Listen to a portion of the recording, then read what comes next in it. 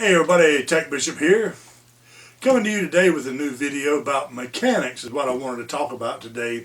I wanted to talk to mechanics and to drivers what to expect from certain type of mechanics and experience that I had this week with our newest mechanic. He's been there a couple of months now, but I don't know how long he's been a mechanic, but he is truly a genius. And as I promised, I'm going a little high tech. I got a dry erase board. I don't know how much I'll be able to use it in today's topic, but I do have one. But anyway, today's topic, as I said, mechanics. And I'll just tell a story about my experiences in the past with mechanics. Before, I would always use the same mechanic every time, and I would look out for my mechanic if he was looking out for me, and even if he wasn't, I would turn him a little into my favor. Now, how do I do that? How did I do that at the time? Well, luckily for me, this certain mechanic, him and his son, love movies. So do I. And I always bought most of the new releases, especially the action movies and things like this.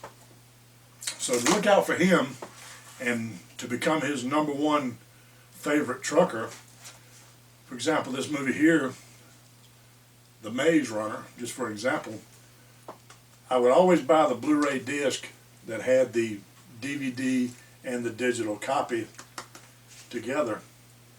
So I would give him the digital copy and the regular DVD. I would keep the Blu-ray for myself, but I would always look out for him. Every time I got a video, he got a video. Plus he got the digital copy for his son to put on his computer or whatever he wanted to do. And that was a great relationship. We've since moved on, now that I'm in the corporate trucking world. I work for a company that doesn't specialize in trucking, but it uses trucks. So that's probably a lot of my problem now. But they do keep their trucks up. Brand new trucks like I have now. I've got a brand new truck. I have, I think, 1,800 miles on it. 1,800, I keep that number in mind. 1,800 miles. I'll write that on the dry erase board. 1,800 miles. Now,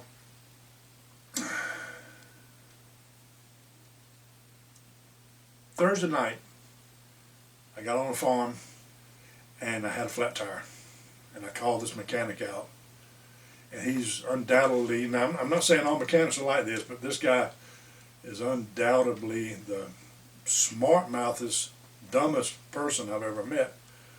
He comes out and he wants to start spouting off all these rules that the company wants, such as I can't leave the truck running and different things like this while he's changing the tire on the trailer. And he said it's for safety. He's explaining to me about safety and everything, and I just stand there and listen to him. And then I proceed to start talking about I don't really care about leaving the truck running because the air conditioner on a brand new truck does work. It does work, but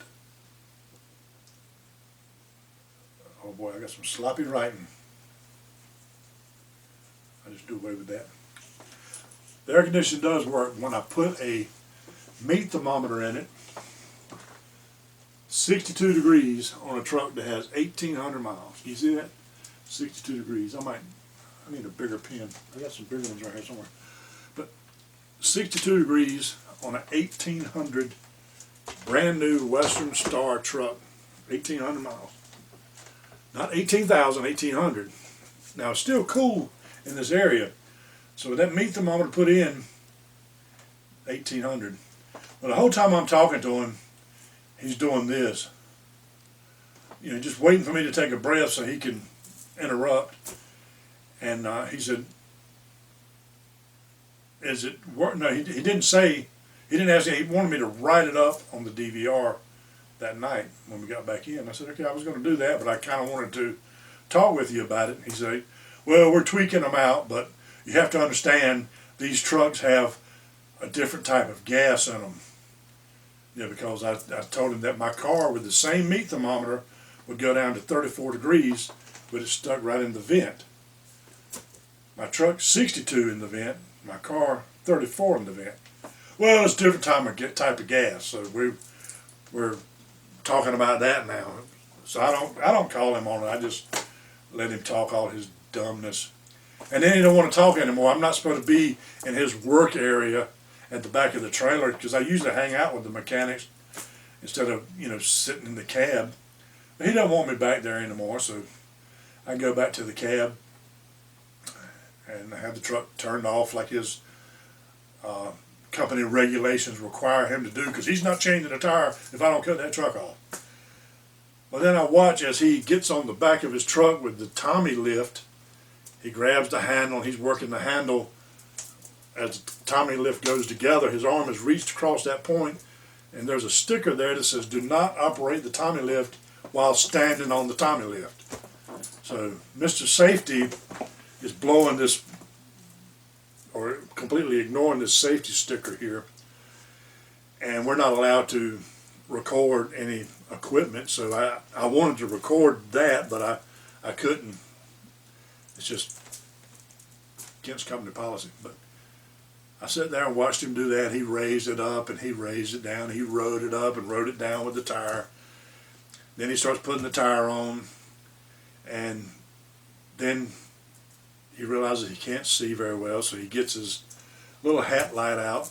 Well, there's no battery in it. He can't get it to work, so he's down there fumbling and fiddling and fumbling. I'm sitting up in the truck watching him. Since he smart-mouthed me so well, I didn't go down and offer my 2 flashlights that I had holstered on my belt, because I'm getting paid, to sit there and watch him do all this. So I'm sitting there in the cab watching him, and he fiddled and fumbled and fiddled and fumbled and fiddled and fumbled. Finally gets it on. I go down there and check it out, and I throw my big floodlight, my 1100 lumen flashlight, right into the wheel hole, and like, okay, I guess we're good to go. He's like, "You had that the whole time?" I said, "Yeah, but you didn't ask me to have a flashlight." I'm not going to help you if you're going to be a smart mouth to me. But anyway, it's just stuff like that, And if you got a good mechanic, try to look out for him. Bring him a pizza once in a while, or whatever you can do. This is what I chose to do. It worked out real good for me, because you can get a bad one, and these mechanics we have now are convinced that all I want to do, and my fellow drivers want to do, is destroy these trucks and tear these trucks up. Now, any truck driver will tell you that's the last thing you want to do is head towards the shop. For whatever reason, I don't want to go to the shop ever again. I want that truck to run properly, and I'm not going to abuse that truck in any way. But they're always claiming we do, and if anything happens, it's driver error and driver abuse. It's never their fault, or it's never the truck's fault. And keep in mind, we do run trucks 24 hours a day, 4 days a week, sometimes 5 days a week. This week it was 5. 24 hours a day. Now I work 12-hour shifts at night. My slip seat driver works 12-hour shifts in a day. Sometime it may get an hour break in there. Maybe he may get off at 4 and it'll sit there for an hour till I get there at 5. But 24 hours a day trucking, 90,000 pounds every time we pull out, or 89, a little under, between 89 and 90. Never a break. And if anything happens, driving in these mud holes, these muddy farms, these back roads, it's driver error every time. I just wanted to say that today. It's, no big deal. We just don't want to talk about mechanics today. So if you're a mechanic, just keep in mind, we're not trying to tear up the trucks. And if you got a good mechanic, look out for him if you can. So anyway, TacBishop signing out.